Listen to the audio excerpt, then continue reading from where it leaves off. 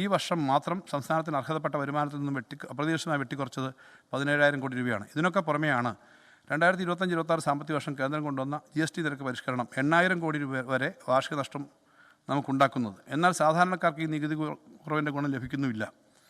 Federalism ഇന്ത്യയുടെ ആത്മാവ്. Sir, ആരോഗ്യകരമായി മുന്നോട്ട് പോകുന്ന സംസ്ഥാനങ്ങളാണ് കരുത്തുറ്റ ഒരു യൂണിയൻ്റെ നിർണായക ഘടകം. എന്നാൽ ഇന്ന് സംസ്ഥാനങ്ങളുടെ സാമ്പത്തിക അധികാരം ചരിത്രത്തിലില്ലാത്ത രീതിയിൽ കവർന്നെടുക്കപ്പെടുകയാണ്. കേന്ദ്രത്തിൻ്റെ ഉപഗ്രഹങ്ങൾ പോലെ സംസ്ഥാനങ്ങൾ നിലകൊള്ളേണ്ടി വരുന്നു.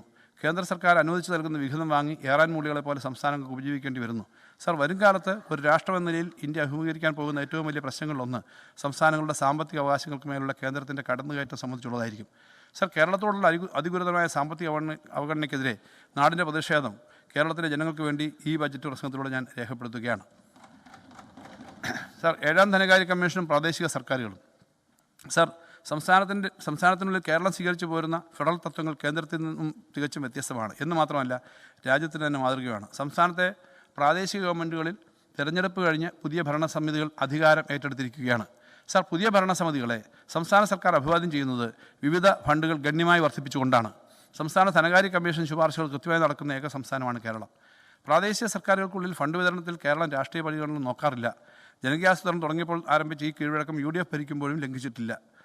വസ്തുനിഷ്ഠമായ മാനദണ്ഡങ്ങൾ അനുസരിച്ചാണ് ഫണ്ട് വിതരണം നടക്കുന്നത്. കേരളത്തിൻ്റെ ഈ മാതൃക കേന്ദ്ര സംസ്ഥാന ധനബന്ധങ്ങളിലും പകർത്താവുന്നതാണ്. സർ, കൃത്യമായ ഇടവേളകളിൽ സംസ്ഥാന ധനകമ്മീഷനെ നിയമിക്കുകയും ശുപാർശകൾ പൊതുവിൽ അംഗീകരിക്കുകയും ചെയ്യുന്നുണ്ട്. കേരളത്തിൻ്റെ കീഴ്വഴക്കം. 7ാം ധനകാര്യ കമ്മീഷൻ്റെ 2026-27 ശുപാർശകൾ ലഭിച്ചിട്ടുണ്ട്. ധനവിന്യാസം സംബന്ധിച്ച ശുപാർശകൾ സർക്കാർ ഏതാണ്ട് പൂർണ്ണമായും അംഗീകരിക്കുകയാണ്. ഭരണ നടപടികൾ സംബന്ധിച്ച ശുപാർശകൾ തത്വത്തിൽ അംഗീകരിച്ചിട്ടുണ്ട്. ബന്ധപ്പെട്ട വകുപ്പുകളായി കൂടിയാലോചിച്ച് നടപടിക്രമങ്ങൾ നിശ്ചയിച്ച് നടപ്പിലാക്കും. ധനകമ്മീഷൻ്റെ ശുപാർശകളും നടപടി റിപ്പോർട്ടുകളും സഭയുടെ മേശപ്പുറത്ത് വെച്ചിട്ടുണ്ട്. സർ, അതിവേഗ നഗരവൽക്കരണം സൃഷ്ടിക്കുന്ന പ്രശ്നങ്ങളെക്കുറിച്ച് പഠിക്കാനും പരിഹാര നിർദ്ദേശങ്ങൾ സമർപ്പിക്കാനും അർബൻ കമ്മീഷനെ നിയോഗിച്ചിരുന്നു.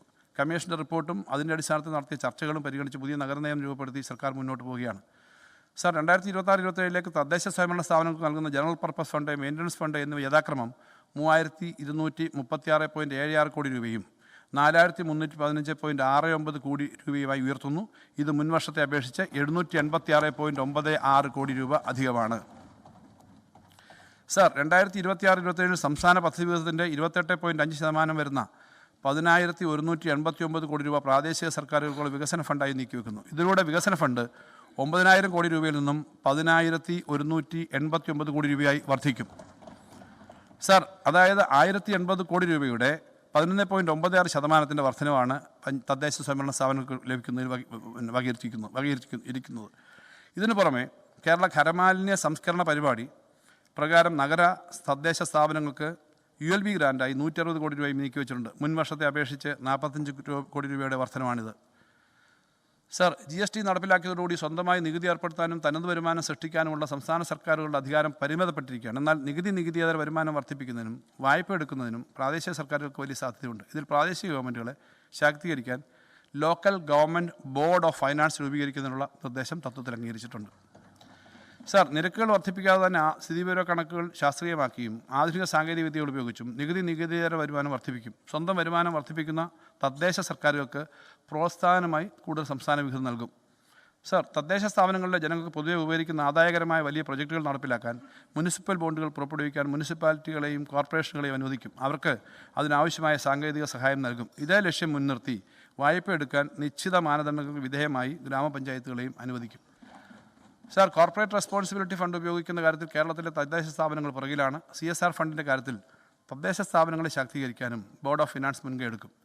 സർ, കേരള സമൂഹത്തിൽ വന്നുകൊണ്ടിരിക്കുന്ന മാറ്റങ്ങൾ പരിഗണിച്ചുകൊണ്ട് തദ്ദേശ സ്ഥാപനങ്ങളിലേക്കുള്ള ധനവിന്യാസത്തിൽ മാറ്റം വരുത്തും. നഗരവൽക്കരണവും മുതിർന്ന പൗരന്മാരുടെ അനുവാദവും മാനദണ്ഡങ്ങളുടെ കൂട്ടത്തിൽ ഉൾപ്പെടുത്തും. കോർപ്പറേഷനുകൾക്കും മുനിസിപ്പാലിറ്റികൾക്കും പുറത്ത് ഗ്രാമപ്രദേശങ്ങളിൽ നടക്കുന്ന നഗരവൽക്കരണവും വിഭവ വിതരണത്തിൽ പരിഗണിക്കും. സർ, പ്രാദേശിക സർക്കാരുകളുടെ വികസന പ്രൊജക്റ്റുകളുടെ അറിവുള്ളടക്കവും സാങ്കേതികവും ഉറപ്പുവരുത്താൻ ഉന്നത വിദ്യാഭ്യാസ ഗവേഷണ സ്ഥാപനങ്ങളുടെ പ്രാദേശിക സർക്കാരുകളും തമ്മിലുള്ള ബന്ധം ശക്തിപ്പെടുത്തും. ഇതിനായി ജില്ലാ ആസൂത്രണ സമിതികൾക്ക് പ്രതിവർഷം 10 കോടി രൂപ വീതം വകയിരുത്തുന്നു. സർ, പട്ടികജാതി പട്ടികവർഗ വിഭാഗങ്ങളിൽ താരതമ്യേന കൂടുതൽ പിന്നോക്കം നിൽക്കുന്ന വിഭാഗങ്ങൾക്ക് ജനസംഖ്യാനുപാതികമായി ജില്ലാ പഞ്ചായത്ത് തലത്തിൽ പ്രത്യേക വികസന ഫണ്ട് അനുവദിക്കും. സർ, പ്രാദേശിക ഗവൺമെൻറ്റുകളുടെ ജനപ്രതിനിധികളുടെ ഓണറേറിയം വർദ്ധിപ്പിക്കുന്നതിനുള്ള ഫിനാൻസ് കമ്മീഷൻ ശുപാർശ തത്വത്തിൽ അംഗീകരിച്ചിട്ടുണ്ട്. മെമ്പർമാരുടെയും കൗൺസിലർമാരുടെയും സ്റ്റാൻഡിംഗ് കമ്മിറ്റി ചെയർപേഴ്സൺമാരുടെയും പ്രധാന ഭാരവാഹികളുടെയും ഓണറേറിയം വർദ്ധിപ്പിച്ച നിരക്കിൽ 2026 ഏപ്രിൽ മാസം മുതൽ നിലവിൽ വരുന്നതിനുള്ള നടപടി സ്വീകരിക്കും.